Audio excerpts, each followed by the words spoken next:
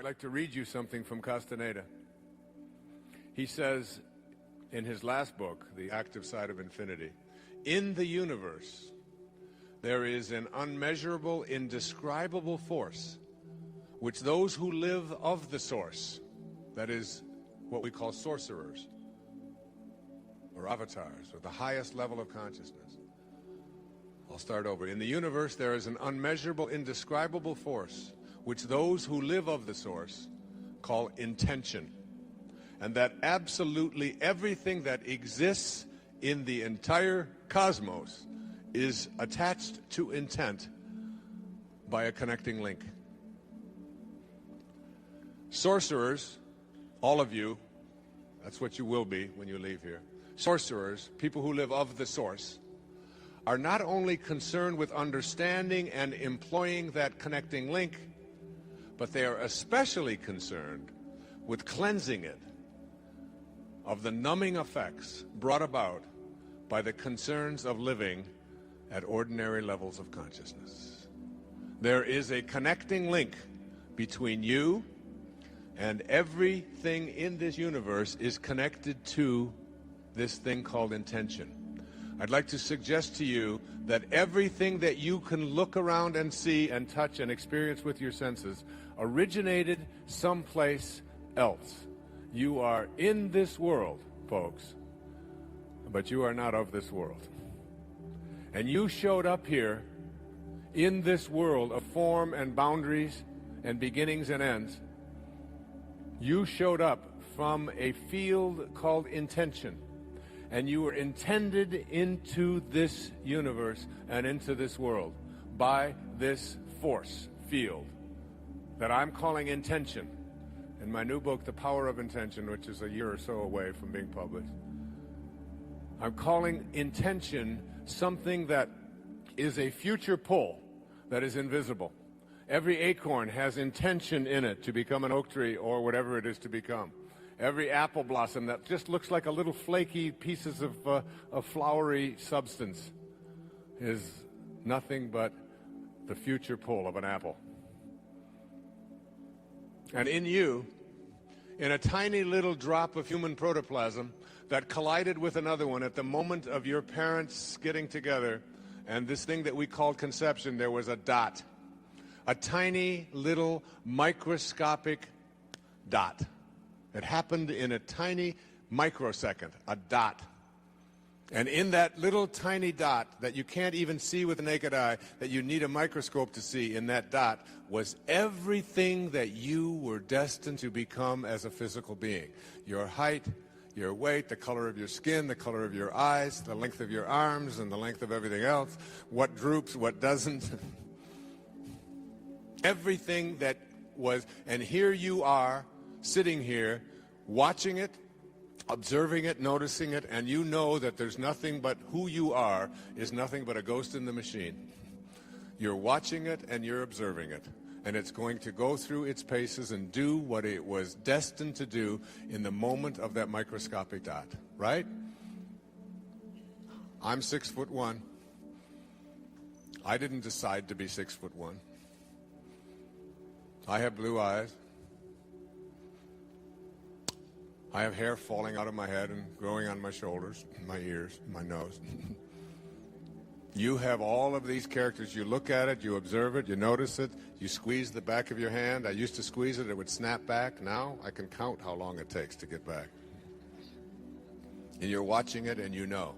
But I'd like to present to you in a few moments a little different view on this thing called intention. I'd like you to take a look at the dot that began you, in which everything that you were destined to become as a physical being. I'd like you to say to yourself this question: where did the dot come from?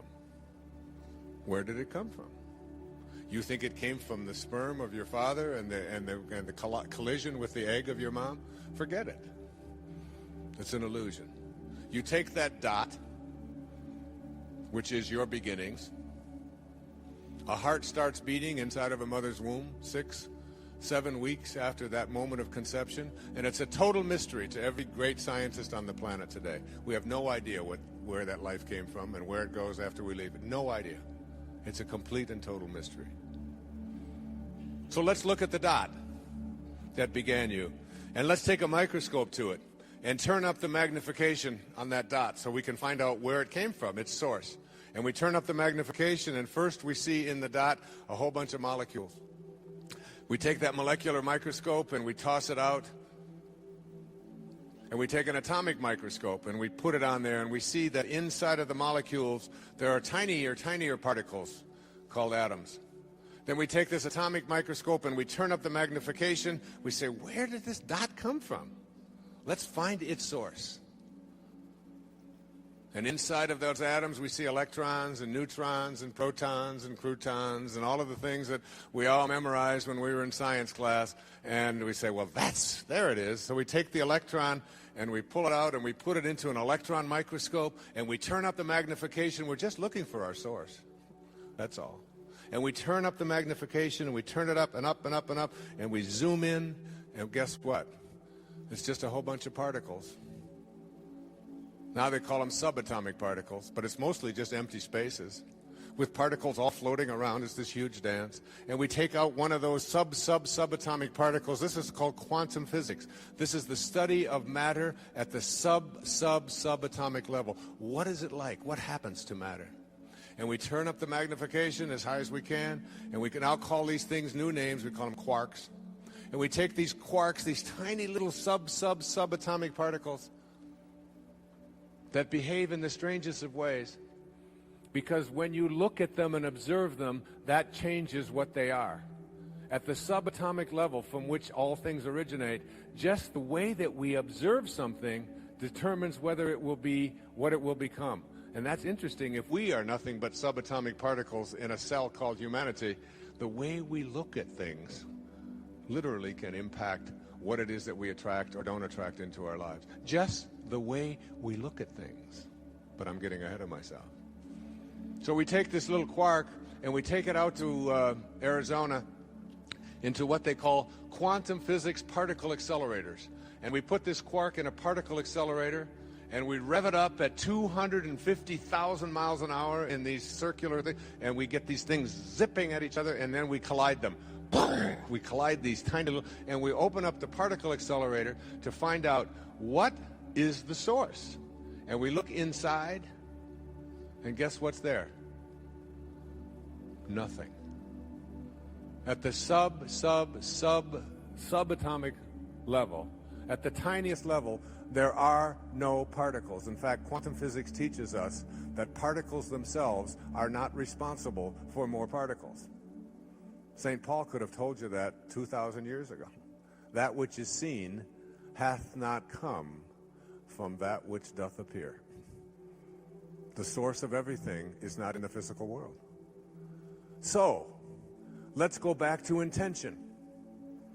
If everything that you were destined to become is in that little microscopic dot, and that microscopic dot originated from something that has no form to it, is it possible that your physiology and everything that you were destined to become was determined in a world in which there is no form before it ever got into form? Why not? That's where it all came from. Now, if everything that you were physically destined to become is in that microscopic dot, and that dot came from the world of spirit, let's call it spirit, then why isn't it possible that everything that you were destined to become that is not in the physical dimension, that is every thought and every emotion and every great expectation that God has of you and everything that you're capable of becoming, why isn't that in there as well? That intention is a field of energy from which you originated, not a set of particles in a moment of conception. And if that's the case, if you can accept that, then you have to say, what does intention look like? What do you think if you had magical binoculars that you could somehow adjust the focus, and you looked over here through these binoculars, and in there you could see the field from which all things emanate? if you could see it, what do you think it would look like? Well, I've just written a whole book about it.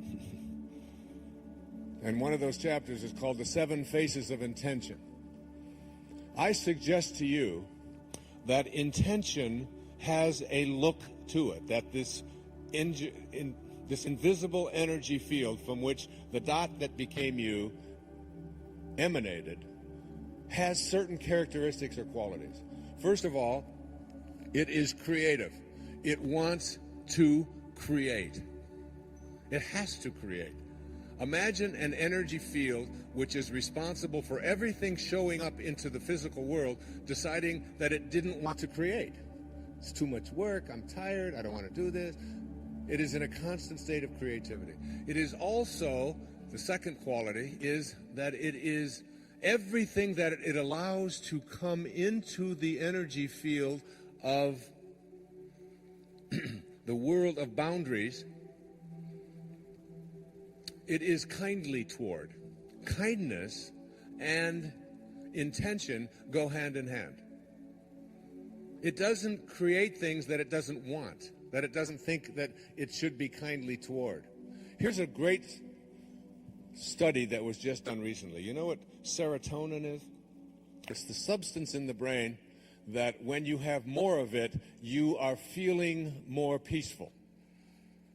It's what Prozac is designed to have the brain stimulate to create more of. So it is an antidepressant. It makes people feel better. It's serotonin.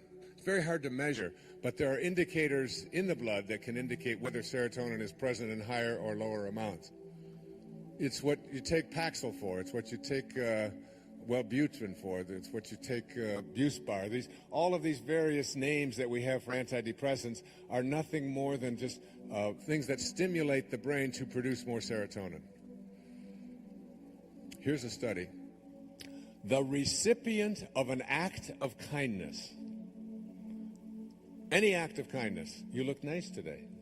May I help you with this? Here's $10. Go out and get yourself something for lunch. Let me pay off your loan. Is there anything I can do? Can I carry this for you? An act of kindness. Would you like to take my seat? It's okay. I don't mind standing. Whatever it is. When a person is the recipient of an act...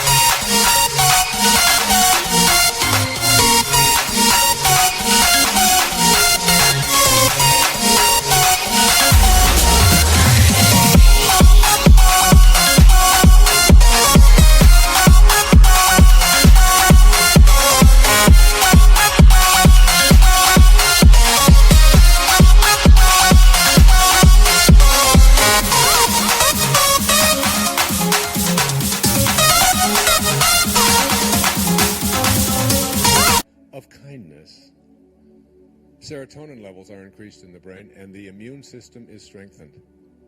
Imagine. Now, the person extending the act of kindness towards another person has their immune system strengthened and has their serotonin levels increased. It's an amazing thing. There it is. There's the answer. All we have to do is be kinder. We have to be recipients of kindness and extenders of it.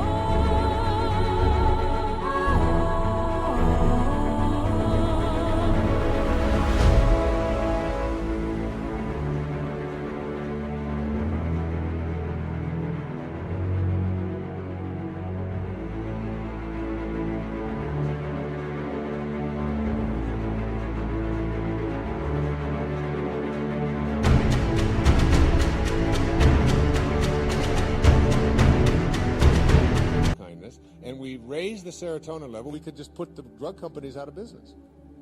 And we increase the immune system. But even more significant than what I've just described is this part of the study, that anyone who is an observer of an act of kindness also has their serotonin levels increased and their immune system strengthened. All you have to do is observe it. One of the studies that Deepak and I did together was when we talked about it on our tapes, creating your world the way you really want it to be, is they had a group of people meditating, and then they had people on the other side of the room not meditating. And when these people over here meditated, their serotonin levels increased because meditation does that. But the people who were in the room, just in the same energy field as those people who were making conscious contact with God, their serotonin levels and their immune system was strengthened.